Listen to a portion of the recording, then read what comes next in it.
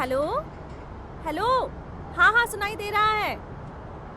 अरे शहर से मैंने कोई बकवास सी बस पकड़ी है, कुछ कह नहीं सकते कितने बजे तक पहुंचूंगी। हाँ हाँ हाँ ठीक है, तुम वहीं खड़ी रहना, मेरी स्कूटी वहीं पर है। क्या कहा?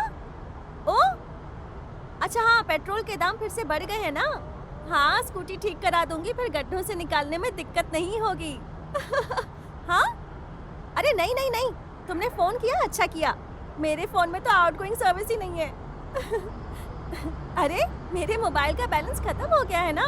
50 रुपए का रिचार्ज 10 दिन तक भी नहीं चलता। ये मोबाइल कंपनी वाले लोग हम पर कितना अत्याचार करते हैं ना। अरे ओ लड़की, इतनी जोर से बात क्यों आप कर रही ऐसे हो? बोल रहे हैं जैसे आपके कान में ही चिल्ला रही। हाँ हाँ तू बोलना। हाँ अरे ये पब्लिक प्लेस है, वॉल्यूम थोड़ा कम करो। अरे भाई मुझे लगा कि ये बस है।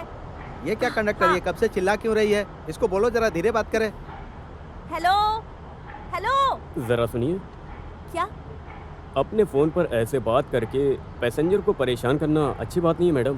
मैडम कहाँ से आ रहे हो? मैं कहीं से भी आ रहा हूँ, लेकिन अगर आपको तेज ही बात करनी है तो आपके फोन की क्या जरूरत है फिर? मेरा फोन मेरा मुंह। लेकिन हमारे अपने भी कान हैं। भाई साहब, इसको समझा कर कोई फायदा नहीं है। ओ अच्छा, तो फिर मत समझाओ ना। तुम चुप रहो। तुम क्या? Hello hello. क्या तुम्हें एक और चाहिए? ये बीच में पैसे की बात कहाँ से आई? क्या चाहिए तुझे? दूं क्या तुझे? क्या चल रहा है यहाँ? हम तो चाय पीने के लिए आए थे। कमाल है, तुम्हारी चाय बर्फ कैसे बन गई? मोटी मोटी। वो देखो, मोटी मोटी। ए, इधर आ। क्या हुआ टीचर? चल निकल बैल बुद्धि। चल हट। पागल। आहा, योगा कैंप खत्म हो गया आपका? योगा कोर्स नहीं है वो, एरोबिक कोर्स है। अरे कोई भी कोर्स हो, ये कोई डिग्री कोर्स के जैसा ही है क्या है? ऐसा नहीं है, हाँ। म्यूजिक के साथ एक्सरसाइज करते हैं और शरीर का वजन कम करते हैं। अरे तो तुम हमारे आशीष मास्टर जी को क्यों नहीं सिखाती? उनका भी थोड़ा वजन कम हो जाएगा। कम से कम ऐसे ही हमारे स्कूल के लिए काम आ जाओ। स्कूल में तो काम के इंसान सिर्फ आप ही हैं। क्या? ये बताइए, इस स्कूल के बदले क्या कोई और ऐसी जगह है जहाँ आप काम कर सकते हैं? बेवजह मुझे दोष मत दीजिए। ओहो। चलो टेबल पर रजिस्टर रखा हुआ है, कल साइन किया था ना, आज और कल का दोनों कर देना एक साथ।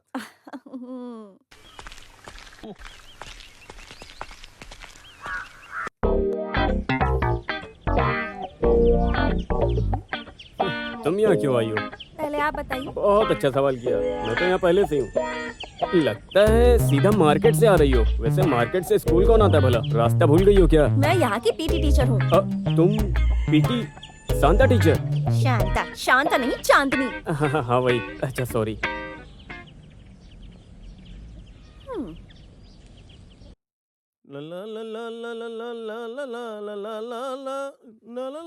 हाय।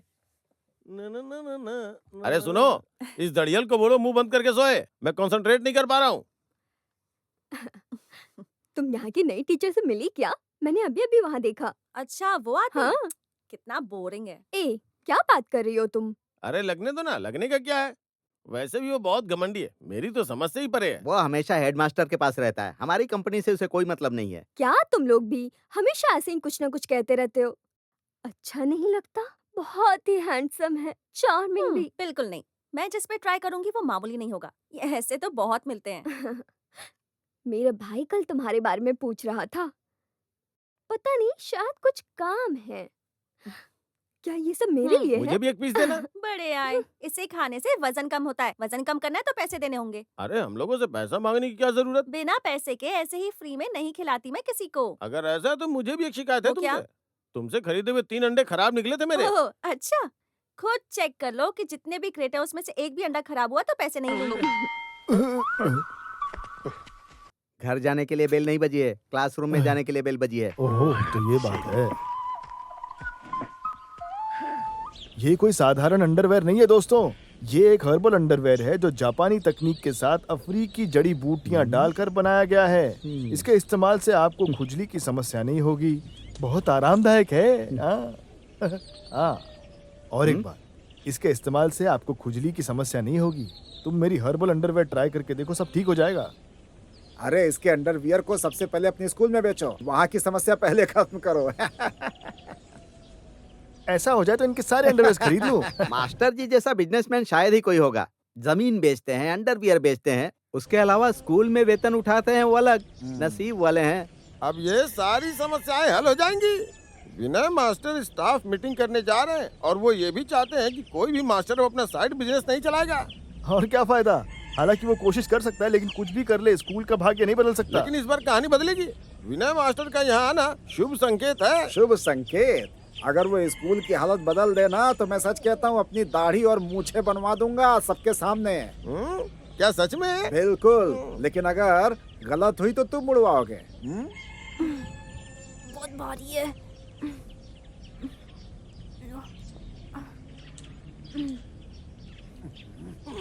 तुमसे कितनी बार कहा है कि यहाँ 4 बजे के बाद आया करो। जब काम ज्यादा होता है तो हम क्या करें? आप तो वो दिन याद करिए जब आप ऐसे लोड करते थे। अरे ऐसा क्यों बोल रहे हो सतीश? इसी स्कूल में पढ़ा हूँ मैं। ऐसी शिक्षा ही नहीं मिली कि दूसरा काम करता। अभी एक मारो ना बस।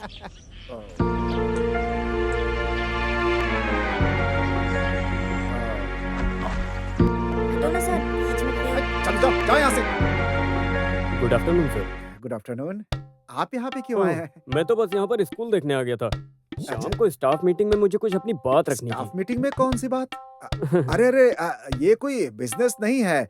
बस हाँ। लोकल खर्चा निकालने के लिए थोड़ा ओहो, बहुत। हमारे गांव में कहावत है सर, अगर हाँ। बच्चा 5 साल का हो अरे हम तभी तो उसको- 64 के हैं, हाँ, तब भी वैसे ही रहेंगे। अच्छा भी लग रहा है। कल का आया मास्टर मुझे कहावत सुनाता है।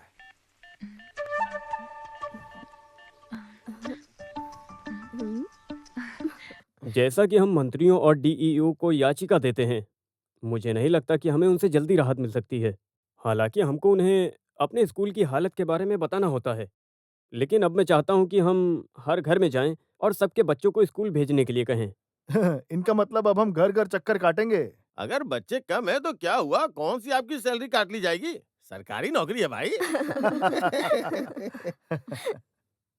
अरे मुझे याद आया, जब उसने बच्चों के बारे में बताया ना तो राधा कृष्ण को सालन, 5-6 सालन। महीने हो गए हैं।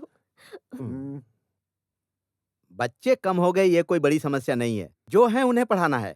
जो स्कूल घाटे में चल रहे हैं उन स्कूलों को मैं चाहता हूँ बंद कर देना चाहिए। ये कुछ भी बोल रहा है। मशाल लेकर निकला है क्या? अगर हम किसी के माँ बाप को उनके बच्चों को यहाँ वन्ना मलाई स्कूल भेजने के लिए कहेंगे तो हमारा तरीका देख करके उनके पैरों से जमीन खिसक जाएगी।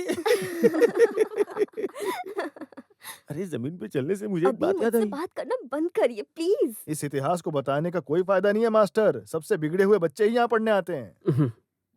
ऐसा नहीं है, मैं यहाँ के इतिहास के बारे में जानता हूँ मास्टर। बड़े आए इतिहास के ज्ञानी।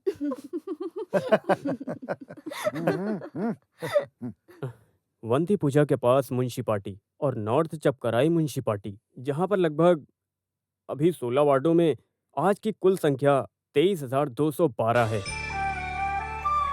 अब करते हैं इतिहास की बात। 1864 में जब विलियम लोगन मालाबार कलेक्टर थे तो उनके दोस्त जॉर्ज मैनुअल को ये जगह नेचुरल रिसर्च के लिए मिली थी और वो यहाँ अपनी वाइफ के साथ घर बनाकर रहने लगे। जॉर्ज मैनुअल और उनकी वाइफ को कोई संतान नहीं थी।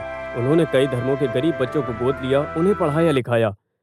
उन्होंने पहला एलपी स्कूल खोला, उसके बाद कई सालों तक उसे अपडेट किया गया और अब वो हाई स्कूल है। फिर में जब बच्चों की संख्या 5000 तक पहुंच गई तो उन्होंने एलपी और यूपी सेक्शन को अलग कर दिया। क्या मैंने सही कहा ना सर? सही सही कहा, सही कहा। ये सब जानने के लिए हमें इतिहास विज्ञाता बनने की जरूरत नहीं। 8वीं क्लास के बच्चों को भी इतिहास के बारे में काफी पता होता है। बस मास्टर साहब, आपको इस मीटिंग में हमें नीचा दिखाने की कोई जरूरत नहीं है। हम सब यहाँ अपनी सैलरी के लिए ही काम कर रहे हैं। लेकिन क्या हम मास्टर होकर उन्हें बिल्कुल सुधार नहीं सकते?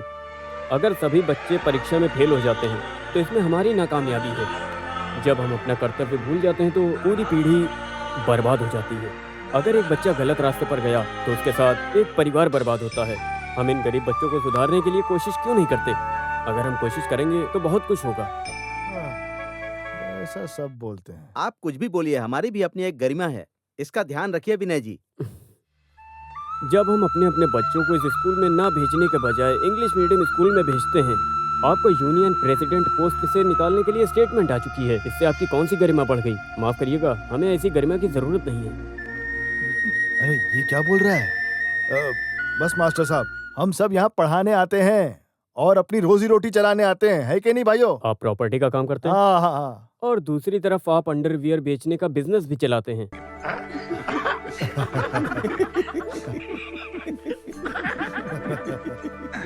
और अगर हमारी नौकरी के मार्च से जून तक के दिन घटा दिए जाएं, तो उनमें बचते हैं सिर्फ 304 दिन। और अगर संडे की छुट्टियां भी घटा दें तो ड्यूटी के 195 दिन। अगर एक दिन की सैलरी जोड़ें तो लगभग हर दिन का 1000 बनता है। अगर हम कम से कम 100 रुपए में भी काम करते हैं तो सरकार हमें इतनी तनख्वाह देती है कि हम अपने बच्चों पर ध्यान दे सकें। बंद करो, आप कोई तुगलक हो क्या? कब से हमारी तौहीन किए जा रहे हो? यही फालतू बातें सुनने के लिए हमें यहाँ पर बुलाया था? चलो।